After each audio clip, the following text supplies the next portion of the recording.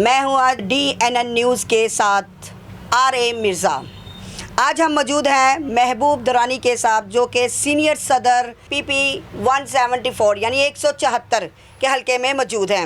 آئے ان سے آج پوچھتے ہیں ان کے بارے میں، ان کی صورتحال کے بارے میں کہ درانی صاحب ہمیں ملک اور ملک سے باہر کی کیا صورتحال ہے وہ آج ہمیں بتائیں گے۔ آئے بات کرتے ہیں۔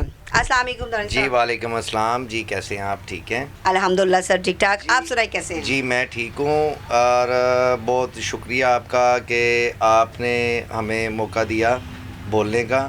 اور ملک کی اس ٹائم پہ یہ صورتحال ہے کہ آپ کو پتہ ہے امریکہ اور ایران کی جنگ لگی ہوئی ہے، جس کی وجہ سے سعودیہ اور مختلف ممالک کویت وغیرہ بھی ڈسٹرب ہیں، اور پاکستان بھی ہے، جس میں پیٹرول کی قیمت زیادہ بڑھ چکی ہے۔ لیکن اس کے باوجود ہمارے قائد میاں شہباز شریف صاحب نے بہت کاوش کی کہ یہ تمام بوجھ حکومت نے اپنے سر پہ لیا، اور اپنے سر پہ لے کے اور عوام کو 321-22 جو بھی ریٹ چل رہا ہے اسی کے مطابق ہی پیٹرول دیا جا رہا ہے۔ اور بلکہ انہوں نے بھی گزارش کی، اور ہم بھی گزارش کرتے ہیں کہ آپ جب تک انشاءاللہ پاکستان کو موقع دیا کہ ان کی تاکہ صلح ہو سکے، تاکہ سارے ممالک کا فائدہ ہو سکے اور تمام کاروبار اور اپنی چیزیں اپنی جگہ پہ آ سکیں۔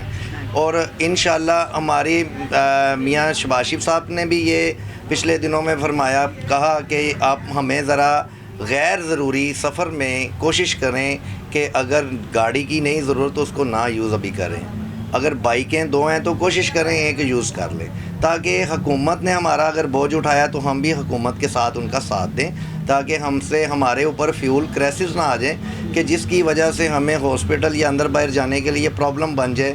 اور ابھی تک میاں شہباز شریف صاحب نے، ہمارے قائد نے، میاں نواز شریف صاحب نے ابھی تک کچھ ایسا سسٹم نہیں آنے دیا، اور پہلے کی طرح جس طرح پیٹرول شارٹ ہونے کے باوجود علیحدہ ریٹ ہو جاتے تھے، پمپوں پہ لائنیں لگ جاتی تھیں، اور ایسا کچھ نہیں ہے، سب کو پیٹرول مل رہا ہے۔